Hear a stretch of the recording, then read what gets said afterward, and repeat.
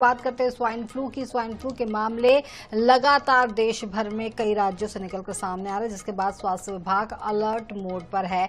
इंदौर में H1N1 influenza को लेकर के स्वास्थ्य विभाग ने एडवाइजरी जारी करते हुए लोगों से सतर्कता बरतने की अपील की है। विभाग ने खांसी, जुकाम और बुखार जैसे लक्षणों को गंभीरता से लेने की सलाह दी है। लक्षण वाले मरीजों को भीड़भाड़ वाली जगहों से दूर रहने और सार्वजनिक स्थानों पर मास्क लगाने के साथ हाथों की नियमित सफाई पर जोर दिया गया है। इसी महीने इंदौर में स्वाइन फ्लू के 2 पॉजिटिव मरीज सामने आ चुके हैं।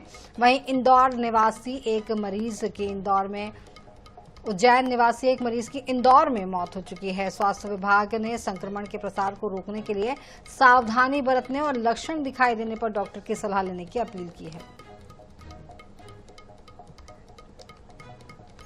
इस मामले पर ज्यादा जानकारी के लिए हमारे साथ हमारे संवाददाता महेश मिश्रा इस वक्त इंदौर से जुड़ रहे हैं। महेश, यहाँ पर स्वाइन फ्लू के मामले लगातार बढ़ते जा रहे हैं, 2 मामले निकलकर सामने आए हैं, क्या कुछ अपडेट है? स्वास्थ्य विभाग किस तरीके से लोगों से अपील कर रहा है, कितनी सतर्कता बरती जा रही है?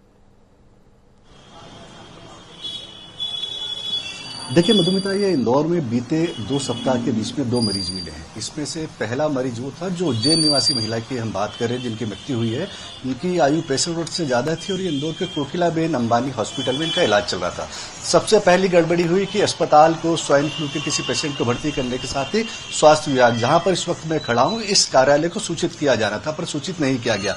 जानकारी जब सामने आती है जब उनकी मृत्यु हो जाती है। हालांकि उनकी आयु थी, उसको लेकर आयु संबंधी जटिलताएं भी थी, जिसके चलते ये स्पष्ट नहीं है कि उनकी मृत्यु स्वाइन फ्लू से ही हुई है या किसी अन्य कारण से हुई है। वहीं एक अन्य और मरीज इंदौर के एक अस्पताल में उनका इलाज चल रहा है। चूंकि ये नियम है कि स्वाइन फ्लू के पेशेंट किस हॉस्पिटल में भर्ती है, इसलिए हम उस अस्पताल का नाम नहीं बता रहे हैं, उसकी जानकारी हमारे पास में है।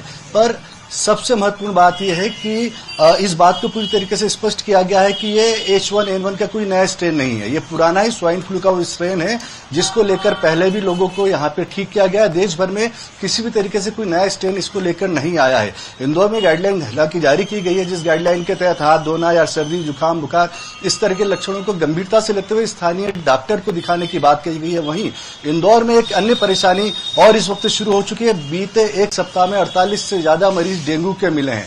ये मरीज इंदौर के अलग अलग अस्पतालों में इनका इलाज चल रहा है। और दरअसल इंदौर का जो बारिश का कोटा होता है वो 40 इंच माना जाता है। और जहां एक और मध्य प्रदेश में या देश के अलग अलग राज्यों में, अलग अलग शहरों में तेज बारिश हो रही है, वहीं इंदौर में अभी मात्र 18 इंच बारिश हुई है, जिसके चलते गर्मी, उमस और मच्छरों का प्रकोप बढ़ा हुआ है। तो इंदौर में न सिर्फ स्वाइन फ्लू लेकर विभाग जो है वो गंभीर है, बल्कि डेंगू को लेकर भी गंभीर है। तो इंदौर में दोनों ही विषयों को लेकर स्वास्थ्य विभाग बड़ा सजग है और लगातार अलग अलग अस्पतालों में जाके जानकारी ली जा रही है कि किस तरीके के मरीज उनके वहां पे आ रहे हैं, उनकी स्क्रीनिंग की जा रही है। जी महेश, बहुत बहुत शुक्रिया इस पूरी जानकारी के लिए।